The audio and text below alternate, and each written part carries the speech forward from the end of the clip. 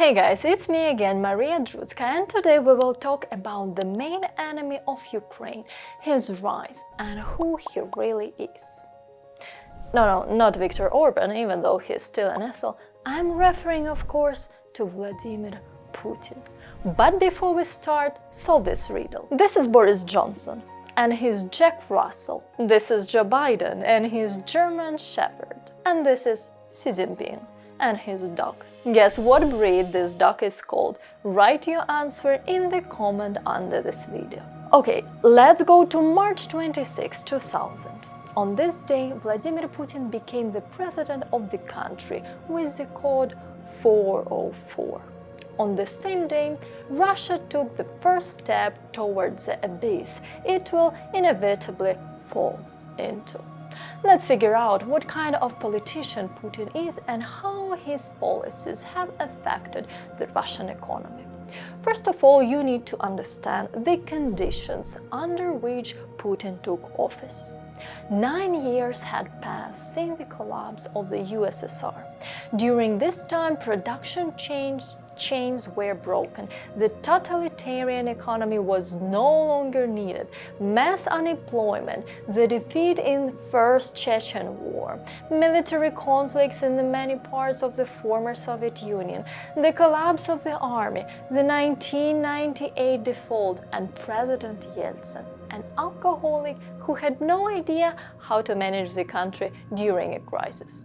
But, as it is well known, a crisis often gives birth not only to problems, but also to new opportunities.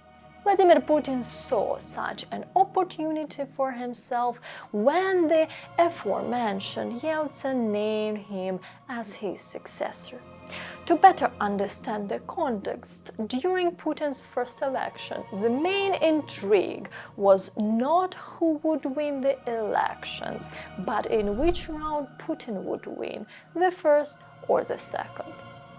You may have a logical question: how did it happen that Putin became the only alternative candidate for the post of President of Russia?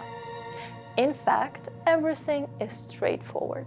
Starting from the end of his work in the KGB, Putin slowly climbed on the top of his food chain, skillfully using his connections among former colleagues, leaders of large state-owned enterprises, and his current patrons, who promoted the promising protégé to higher positions.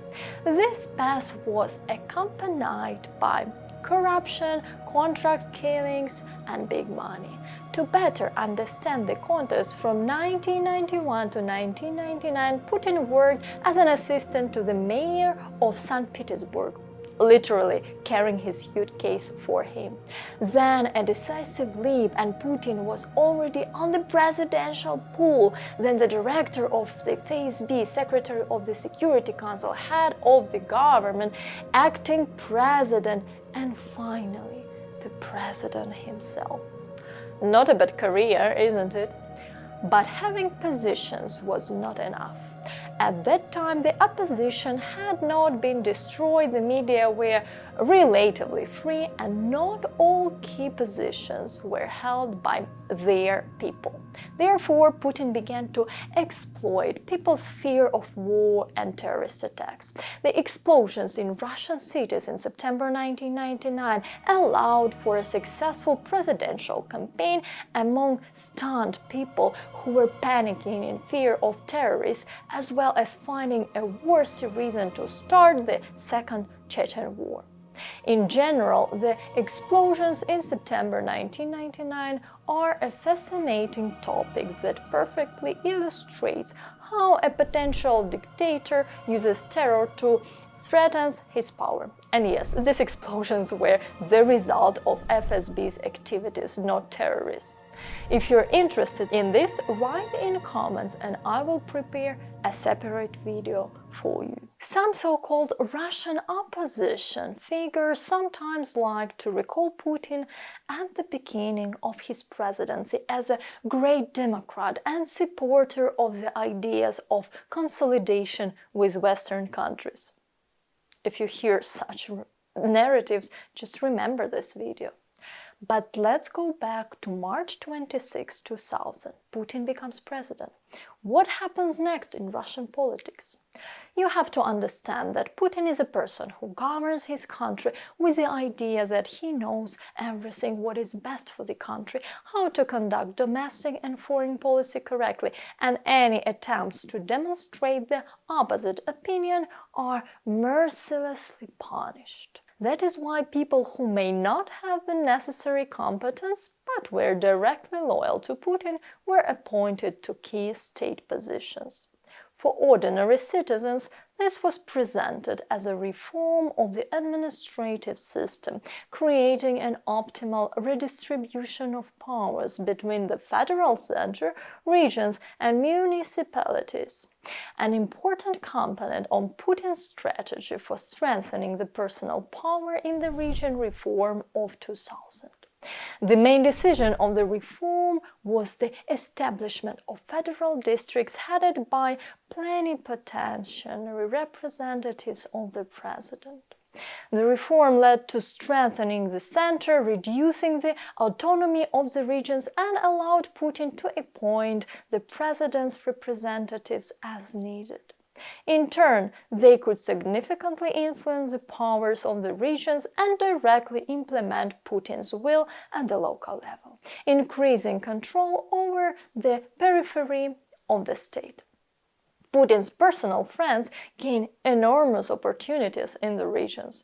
A number of people associated with Putin headed the regions, others were able to develop their business empires in separate areas of Russia, and the third had a significant influence on regional elites and economic processes in the region. The habit of arranging friends and acquaintances for position, using their position, or so-called blood, in Putin appeared during his work as deputy governor of St. Petersburg, Anatoly Sobchak. One of Putin's earliest minions, Igor Sechin, whom Putin met in the late 1980s at Leningrad State University, was arranged to work in the Sobchak administration by Putin himself. As a director of the FSB, Putin appointed his former KGB comrades in arms to position as his deputies. These were Viktor Cherkessov, first deputy, Nikolai Patrushev, who replaced Putin as FSB director in 1999, and Sergei Ivanov. But while distributing positions to his friends, it was necessary not to forget about economic development because the state was recovering after the crisis and needed investments in the economy, new sales market, and the development of its enterprise. And here, indeed, divine relation came to the Russian top. Pension and tax reforms were carried out, including the introduction of a flat scale of income tax. The labor, land, and budget codes were adopted. Negotiations began on Russia's accession to the WTO and the creation of a customs union. These were the main achievements of the early 2000s. And again, Putin's friends were not left out. For example, in 2001, Alexei Miller received control of one of the key enterprises in the country, Gazprom. Miller is one of the most influential Russian top managers with the highest salary.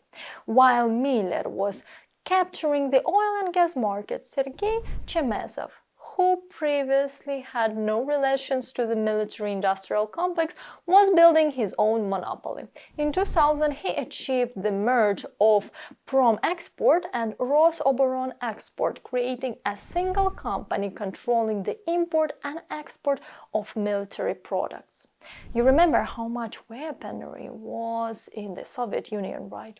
Formerly, the post of General Director of the new arms conglomerate was taken by Andrei Belyaninov, a former KGB officer and colleague of Putin and Chemezov in East Germany.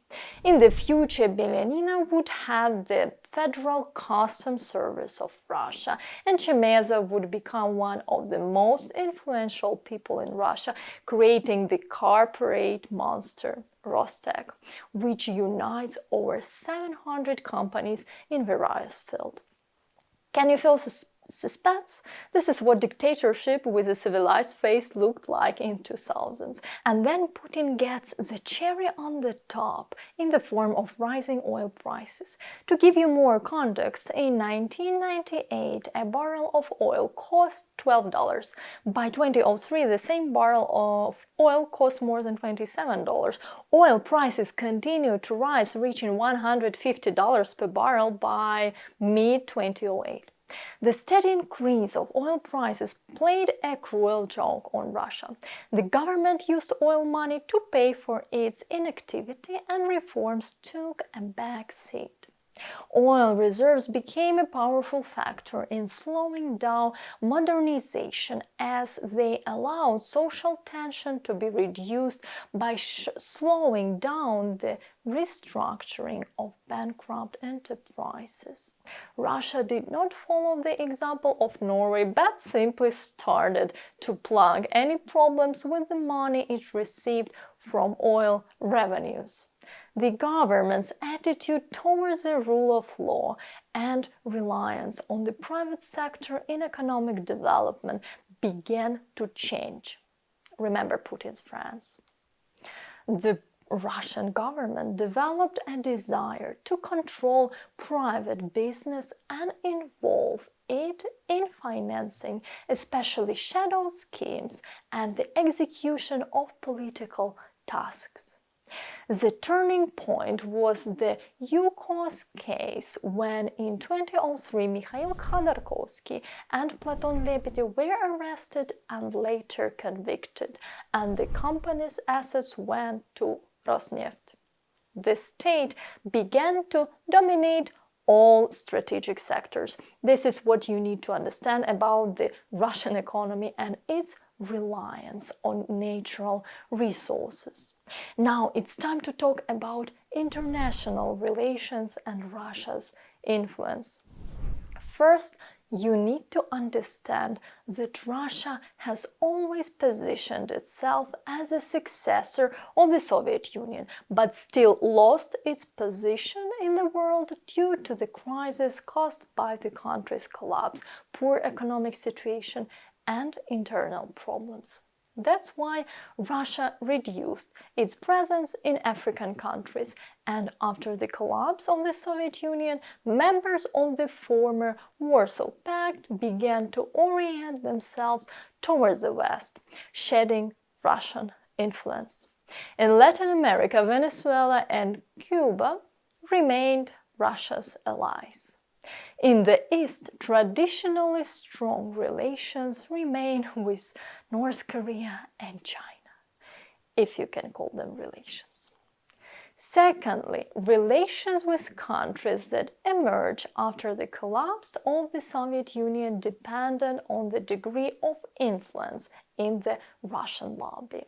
For example, there were no problems with Belarus, as alliance agreements were signed, and the country itself, due to Lukashenko's policy, firmly relied on gas and oil revenues and cheap loans that didn't necessarily have to be repaid. In Uzbekistan, Kyrgyzstan, and Tajikistan, the situation was not so clear-cut. Ethnic conflicts, which had been suppressed by Soviet power, flared up with new force after the collapse of the USSR. Ethnic Russians, Ukrainians, and Belarusians were expelled from the country, and in the early 1990s there were even armed clashes involving local residents and soldiers from other countries who had not yet been withdrawn to their native countries after the collapse of the USSR. However, the situation changed dramatically when the governments of the three countries proved unable to build their own states, and the presidents of this country turned to authoritarian rule with signs of dictatorship. As a result, locals began to migrate en masse to Russia in search of work. This state of affairs allowed Russia to dictate its terms, and ethnic conflicts were suppressed once again.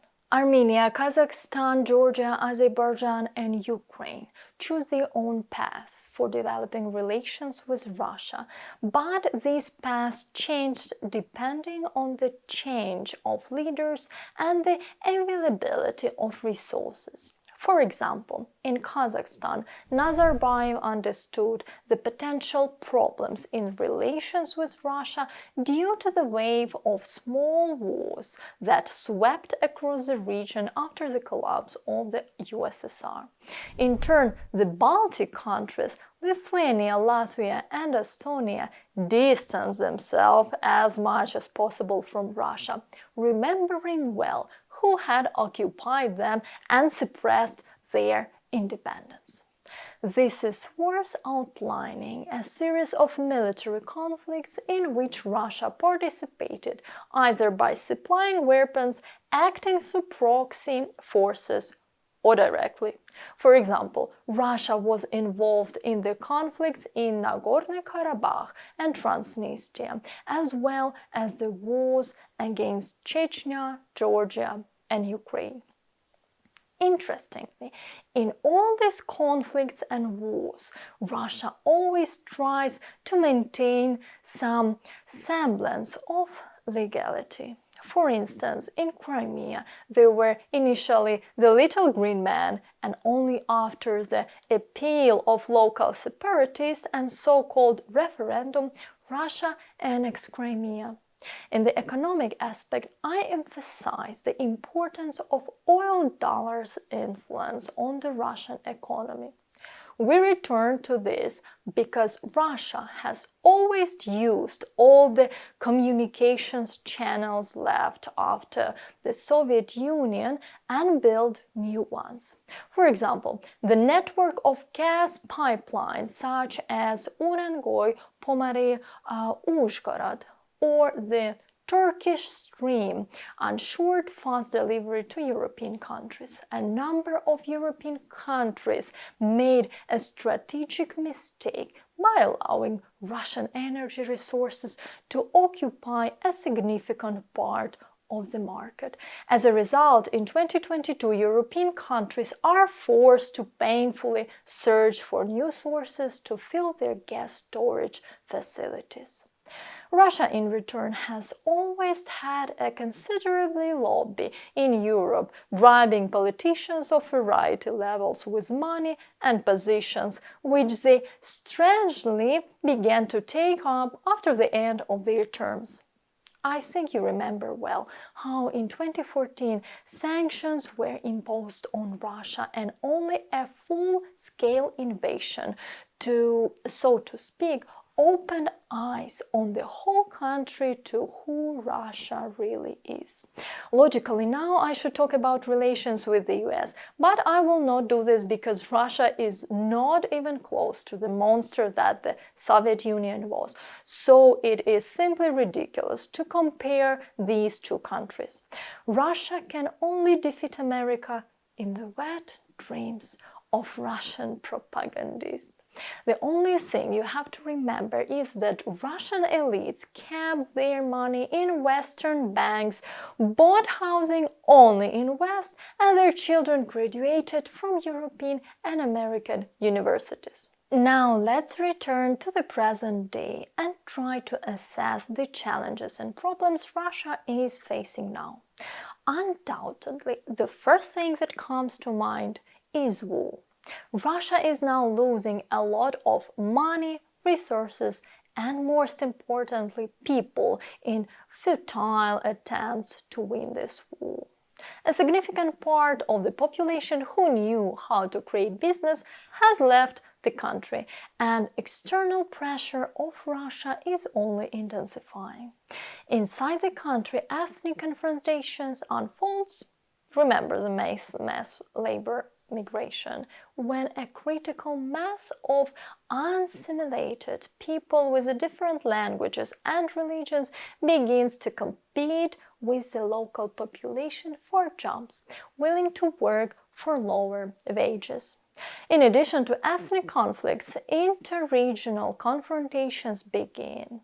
For decades, all profits were accumulated by Moscow, and the regions received only the leftovers from this rich table. And now, in a period of political instability, there is a chance to fight for their rights, especially having the experience of PMC Wagner in mind. If someone doesn't know, private military companies are prohibited in Russia. The main internal problem for Russia is and will remain its economy. The absence of large profits from the sale of gas and oil will be the factor that will increasingly affect Russian society every month. In conditions of active warfare, resources are always scarce. And when there is a budget deficit, the social sector and budgetary institutions will be cut first. Simple terms, schools, kindergartens, hospitals, infrastructure, facilities, and so on will not be built in Russia, while wages will decrease. And all this is happening against the backdrop of a terrible personnel shortage, because Putin's associates, with rare exceptions, are only capable of stealing money. If you follow the Russian top, you will see a very strange picture. Russian tops simply change their place of work in public sector and almost never bear responsibility for their actions. We can thank Vladimir Putin for this. That's it for the video. Subscribe to the channel, like this video, and if you enjoy watching it, become patrons of the channel, get coffees, and see you in new videos. And Slava Ukraini! Russia, as an anti-imperialist, anti-colonial country, has never invaded anyone. This is a foundational rule in How to Tanki. Guys, get the Kindle version of How to Tanki book of Master Strategies, Dart Putin KGB, and support my fundraise for building a bomb shelter for children in the boarding school in Mykolaiv, because all funds from sales of Kindle book in the period until May 7th goes to this cause. And to support amazing author and to actually learn how to be a professional tanki, get a hard copy of the book, and I am leaving the link below this video.